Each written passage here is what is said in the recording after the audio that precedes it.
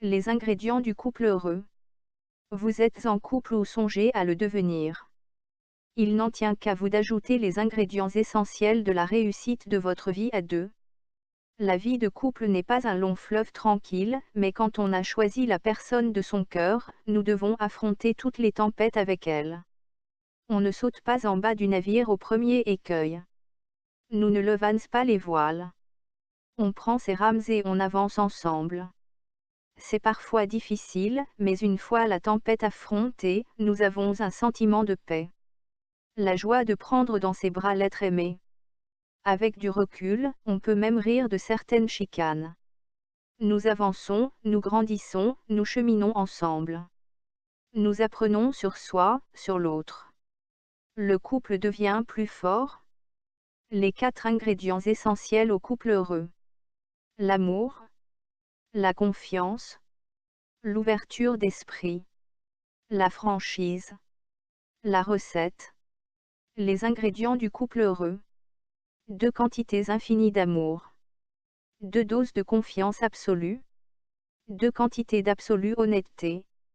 Une touche de compassion. 2 quantités absolues d'écoute. Une dose de compréhension.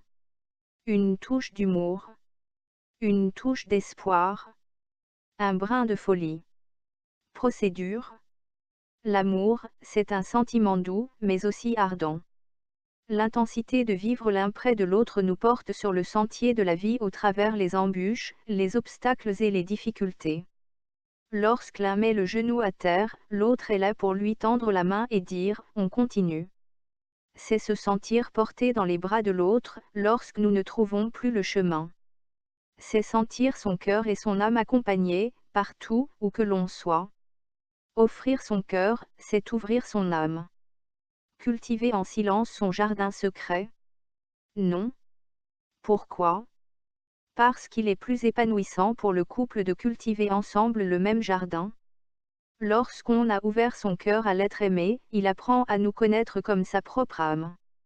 Il peut alors nous seconder par des conseils judicieux parfaitement adaptés à nous, puisque nous formons un couple. L'amour est une énergie entre 2 personnes qui circulent entre les corps et les esprits. Cette énergie provient des sentiments bienveillants que chacun porte à l'égard de l'autre. Nous perdons parfois la flamme de la passion amoureuse, mais en dessous brûlent d'un feu ardent les braises de cet amour qui en font un amour profond et intense. Si la flamme de la passion amoureuse tend à s'amenuiser, la braise ardente demeure vive et d'un souffle fait renaître le feu de la passion. Ainsi, nous sommes maîtres et à l'origine de faire perpétuer notre amour. Il suffit d'une touche de délicatesse et d'attention bienveillante à l'égard de son couple pour entretenir cet amour. L'amour. L'amour est un sentiment profond que l'on ressent pour une autre personne et non l'idée d'un concept. L'amour se ressent, se vit. Par exemple, lors d'une chicane avec mon amoureux et que tout semblait perdu. Nos yeux se croisèrent et seule la profondeur de nos regards nous rappela nos sentiments amoureux éternels. Vous êtes comme Thomas. Vous avez besoin de preuves que vous aimez encore. Faites un test. 5 secondes. Imaginez la perte de l'être cher un instant. Vous ressentez d'étranges émotions. Je crois que vous savez, vous êtes amoureux, L'amour se trouve au plus profond de soi. Ce qui est merveilleux, c'est qu'il peut être partagé. C'est un sentiment si fort qu'il pourrait déplacer des montagnes. Quand on aime, on se sent porté comme sur un nuage. L'amour donne des ailes et c'est vrai. Même si tout semble aller mal dans notre vie, l'amour est là pour nous donner de la force et du courage. Ici je ne parle pas seulement d'aimer une personne, mais bien d'aimer la vie. La vie est un cadeau du ciel. Il faut apprécier et savourer chaque instant de la vie. Partager son amour avec l'élu de son cœur est aussi une chance merveilleuse qu'il faut savoir apprécier à sa juste valeur. Quand quelqu'un nous offre son amour, le plus merveilleux c'est qu'il soit partagé. Lorsque 2 personnes s'aiment profondément, leurs cœurs, corps et esprits sont soulevés par une force incommensurable. rien ni personne ne pourra venir le détruire. Il faut être conscient de la chance que nous avons de partager notre vie avec notre âme sûre. La vie est belle, tout est un prétexte pour s'émerveiller devant elle. L'amour, c'est un regard tendre, une caresse sur l'épaule, un sourire. C'est quand l'autre pose un geste en notre attention. Confiance. La confiance est une ouverture du cœur, une foi inébranlable en l'autre. C'est pouvoir fermer les yeux sans aucune peur, parce que nous savons que notre partenaire guidera nos pas au travers les obstacles sans jamais nous abandonner. La confiance en une personne peut être spontanée ou s'acquérir avec le temps. C'est l'un des plus beaux cadeaux que l'on puisse offrir. Faire confiance est un état d'abandon de ses sens, d'une partie de sa conscience aux soins de la personne à qui nous témoignons toute cette confiance. Dans un couple, la confiance est à la base d'une relation épanouissante. La confiance dans un couple, c'est une fenêtre ouverte sur notre âme, notre cœur. La confiance est la base du couple. Si un doute émerge pour l'un ou l'autre des partenaires du couple, une discussion s'impose, veillant à fournir les explications nécessaires au bon entendement d'une situation et la confiance se rétablit ainsi spontanément. La première règle à suivre est de toujours avoir confiance en soi, malgré ce qui peut paraître parfois des obstacles autour de soi. L'acceptation de soi et de l'autre. Pour vivre en couple, nous devons prendre tout d'abord conscience que nous sommes imparfaits. Il est important d'en prendre conscience, car en prenant conscience de nos imperfections, nous pouvons alors accepter dans notre vie une autre personne imparfaite. Ce qui est merveilleux, c'est que nos parts de perfections et des imperfections peuvent se compléter avec celles de l'autre. C'est ce qui fait que nous formons un complément dans un couple. La sexualité. Selon moi, la sexualité est un complément du couple et non la base. On peut aimer sans partager une sexualité active. Pourquoi ? Parce que parfois certains facteurs de santé, de société peuvent venir interférer avec l'acte sexuel. Va-t-on se priver de l'amour de sa vie pour des problèmes au lit ? Il existe des alternatives pour les deux partenaires. Pour le partenaire qui n'a pas d'envie sexuelle ou n'y parvient pas, la meilleure solution, je crois, est le respect de soi et de l'autre. Pour le partenaire désirant de la sexualité, il existe les sextoys. Pour certains couples, une relation ouverte peut peut-être apporter la solution. Dans ce cas, les limites à respecter doivent être très claires et cela doit se dérouler dans le respect et la franchise. Mise en garde, tout peut sembler avoir été discuté et les limites fixées, mais étant tous humains, il se peut que ça ne fonctionne pas comme prévu. Sans vouloir être alarmiste, attendez-vous à d'éventuels remous dans votre couple. La sexualité englobe une vaste réalité, des fantasmes, à l'érotisme en passant par l'acte complet. Que désirez-vous dans votre sexualité ?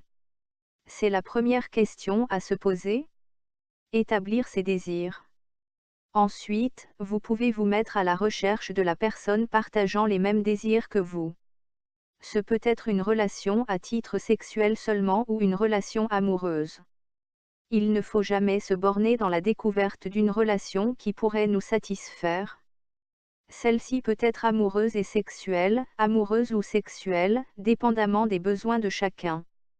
Dans certains cas, il ne faut pas hésiter sur l'ouverture du couple vers toutes les possibilités disponibles. Le libertinage, l'échangisme ou le candolisme sont toutes des alternatives à la vie de couple simple, qui peut parfois comporter certains manques. Il ne faut pas hésiter à se parler dans un couple. Il a aussi vivre l'amour sans sexe. Je crois absolument que c'est possible, si cela convient, dans l'honnêteté, aux deux parties. De plus, il y a différentes formes que la sexualité peut prendre forme et satisfaire le couple. La masturbation en solo, mais devant son partenaire, est par exemple, une autre forme de sexualité. D'autre part, si le couple, ou l'un des deux partenaires n'est pas comblé sexuellement, mais en amour oui, alors la discussion s'impose. Faire la part des choses, des mises au point sur vos besoins, discuter de toutes les possibilités qui s'offrent à vous et faites vos choix. Love et sexe et rock and roll. Le bonheur. Le bonheur se vit au quotidien, jour après jour. Il est fait des petits instants de la vie que l'on savoure un à un. Chaque geste peut être source de bonheur. Il faut toujours aimer la vie, même si parfois au lieu d'être une route pavée d'or, elle est parsemée de cailloux. Les cailloux sont beaux, ils peuvent nous apprendre des choses. En fait, c'est que grâce aux épreuves de la vie, nous pouvons apprendre. Apprendre à se connaître et connaître les autres. Le bonheur ne se trouve pas nécessairement dans la réalisation de projets d'envergure. Il réside au fond de soi. Nous sommes heureux quand nous parvenons à apprécier le moment présent et tout ce qui nous entoure. Un oiseau sur une branche peut être la source d'un bonheur instantané et nous laisser le sourire pour la journée. Pour être heureux, ce n'est pas compliqué. Il faut savoir regarder autour de soi tout ce qui nous entoure et en être émerveillé. Il n'y a rien d'insurmontable, tout réside dans la force qui est en nous. Il ne suffit pas d'attendre que le bonheur vienne frapper à notre porte, qu'une nouvelle extraordinaire vienne nous rendre heureux. Ce genre de bonheur est éphémère. On a une joie soudaine et puis plus rien. On retombe dans notre mélancolie et notre mal de vivre. Si on prend le temps d'apprécier ce qui nous entoure à chaque instant, d'en reconnaître la valeur, la beauté, le bonheur sera dans notre cœur. L'honnêteté / la franchise. Je qualifierais l'honnêteté et la franchise comme étant des valeurs fondamentales. Il est très important d'être transparent, c'est-à-dire authentique avec la personne avec laquelle nous voulons établir une relation. C'est la base de la confiance. Dès le commencement d'une nouvelle union et tout au long de celle-ci, si nous voulons être en confiance avec cette personne, nous devons être honnêtes. Pour bâtir une relation solide, surtout avec l'élu de notre cœur, je le répète, l'honnêteté et la franchise sont la clé de la réussite. Être franc, c'est parfois faire de la peine à la personne qu'on aime. Cependant, je crois qu'il vaut mieux demeurer authentique, quitte à ce que la réception de l'autre ne soit pas favorable aux premiers abords, que d'inventer des tissus de mensonges. Avec le temps, la franchise portera ses fruits. L'honnêteté est une valeur fondamentale du couple qui rime avec confiance. Afin d'octroyer sa confiance en l'autre, nous devons être honnêtes de part et d'autre. Être honnête signifie tout se dire, oui tout. C'est être honnête face aux situations du quotidien, autant que dans nos pensées et nos sentiments.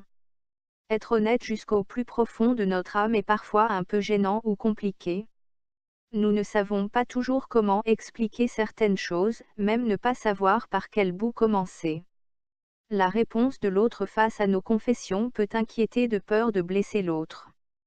La meilleure chose à faire pour laisser parler notre cœur est de choisir un moment propice à la discussion. Ensuite, il suffit de se lancer dans notre partage à cœur ouvert.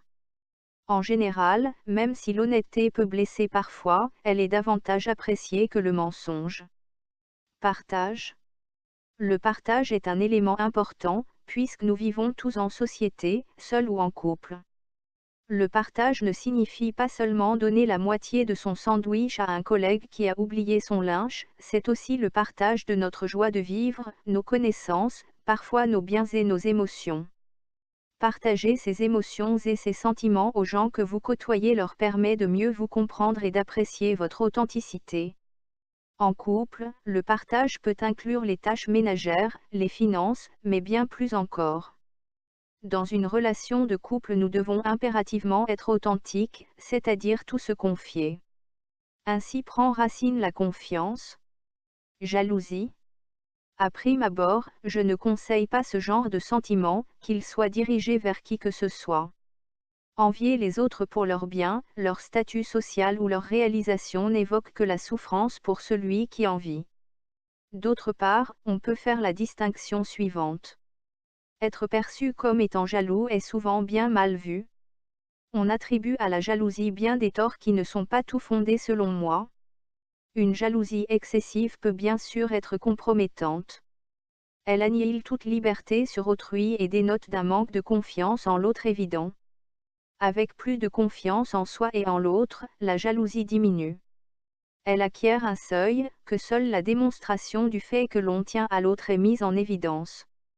Donc, dénier un peu de jalousie envers la rivalité peut simplement signifier à l'autre notre attachement profond.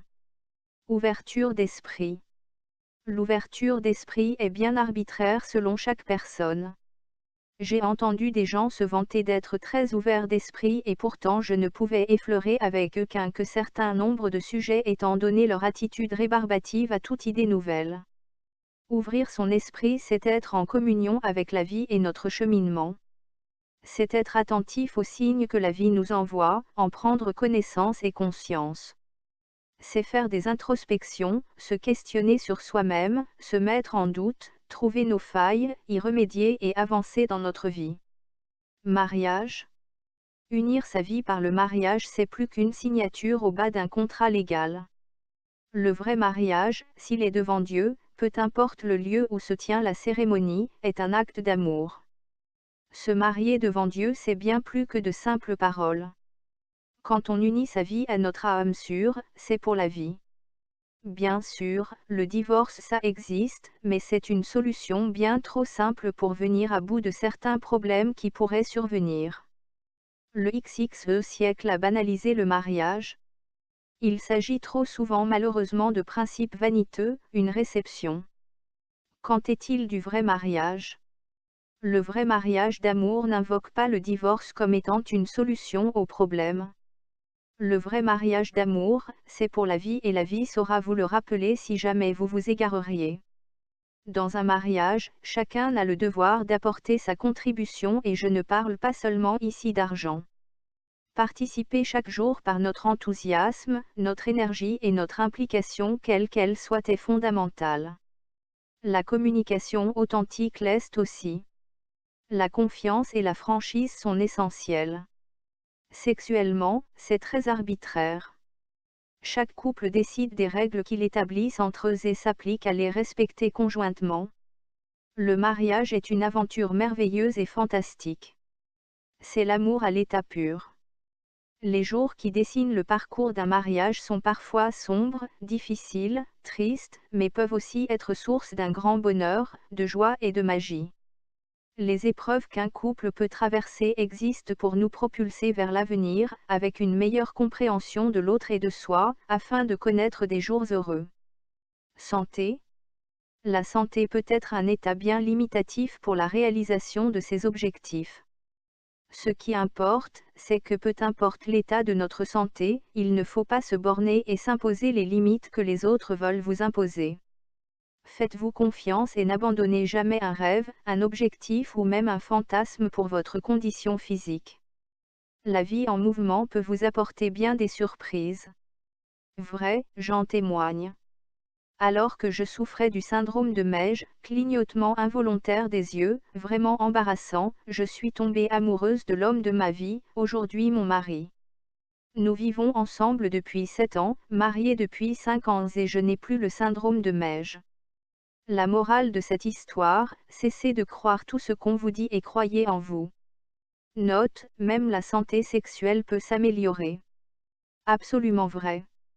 C'est psychologique. L'espoir. L'espoir est une force en nous qui nous soutient et qui aide à poursuivre son chemin dans le brouillard, jusqu'à ce qu'apparaisse à nouveau la lumière. L'espoir peut être un allié lorsque tout semble aller mal. Les problèmes de couple, de santé ou les situations financières difficiles. En quoi l'espoir peut être utile ?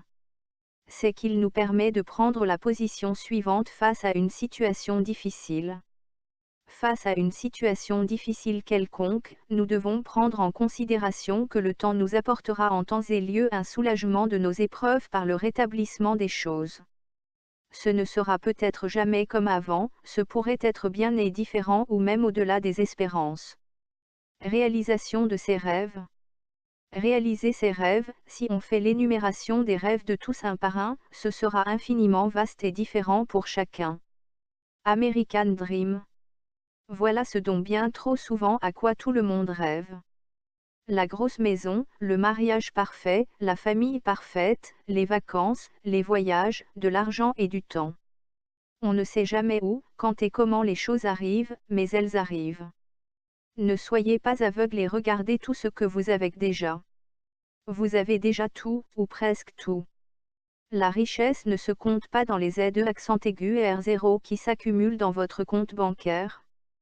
C'est la joie d'être avec un ami, son mari, son enfant, son chat ou simplement prendre une marche dans la forêt et réaliser combien l'air est bon.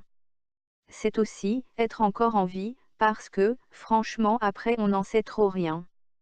Si vous avez compris au moins 3 ou 4 mots de ce texte, dites-vous combien vous êtes chanceux. Égoïsme.